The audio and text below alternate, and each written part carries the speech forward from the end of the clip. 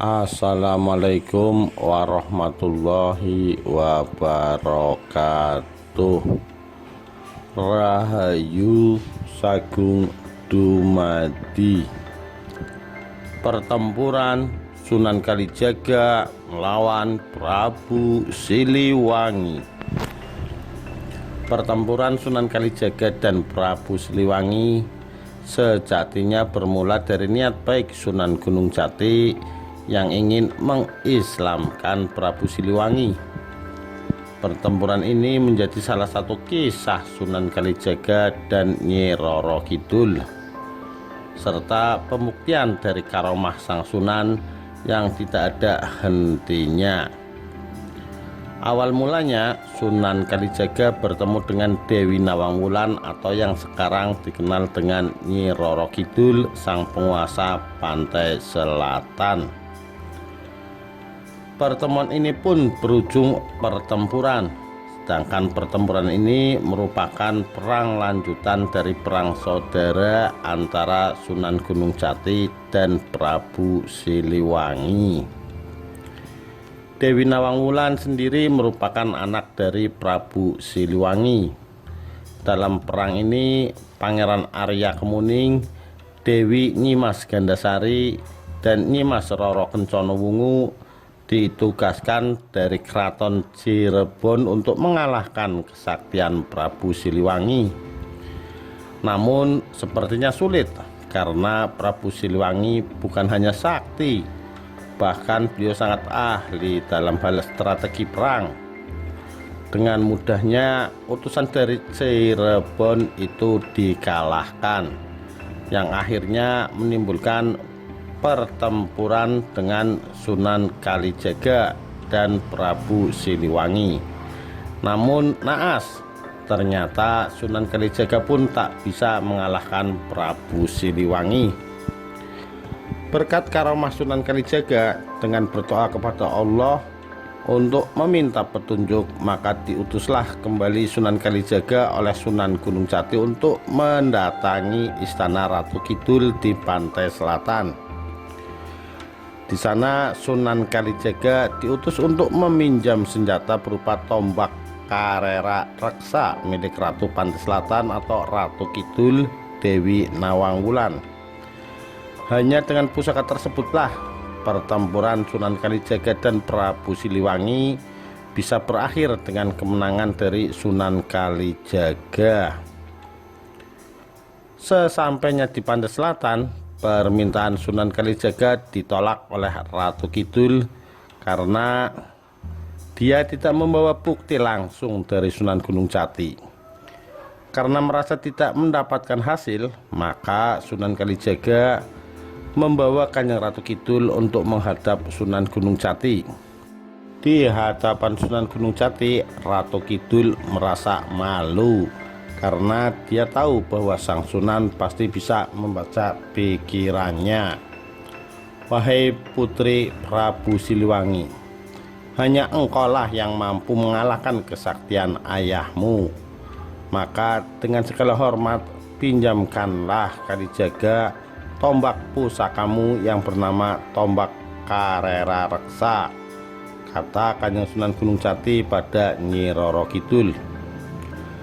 Permintaan Sunan Gunung Jati ini bukannya ditolak oleh Nyi Roro Kidul, namun karena sebuah alasan bahwa pusaka itu milik suaminya.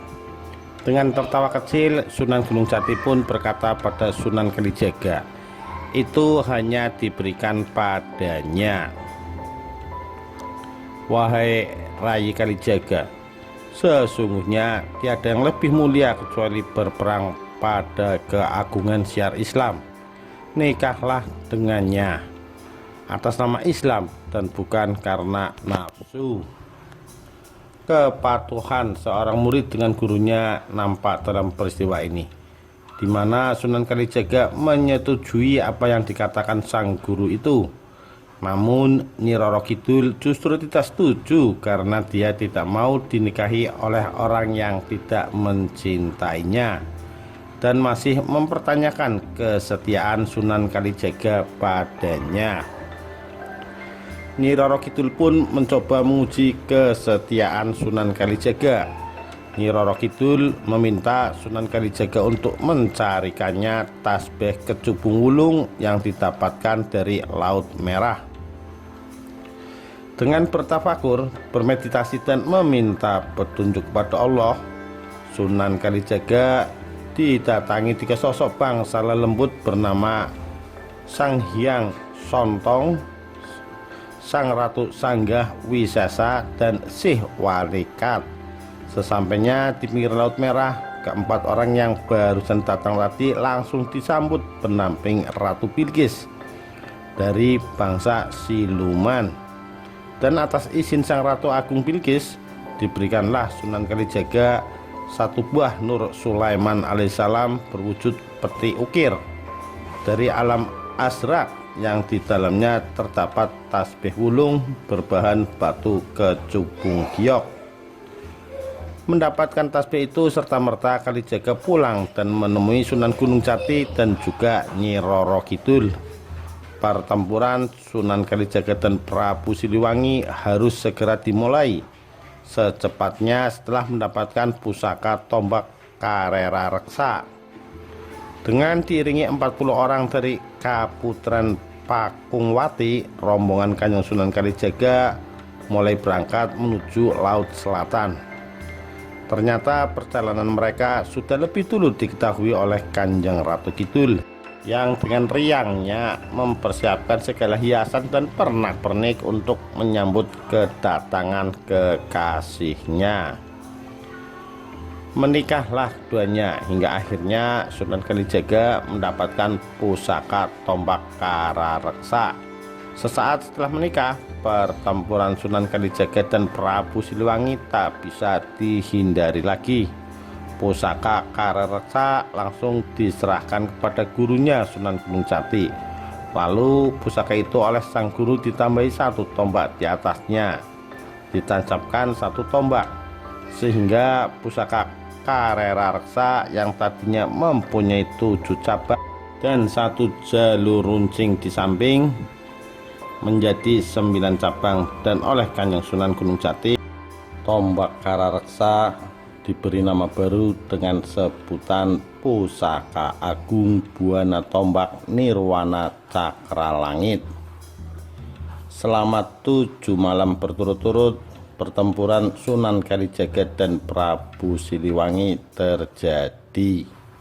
Setelah mengalahkan Prabu Siliwangi, senjata tombak Cakra Langit dikembalikan ke Keraton Pantai Selatan dan hingga kini masih ada. Itulah kisah pertempuran Sunan Kalijaga dan Prabu Siliwangi. Semoga bisa menambah wawasan bagi kita semua dan semoga bermanfaat. Sekian, terima kasih. Wassalamualaikum warahmatullahi wabarakatuh. Rahayu Sagung Dumadi.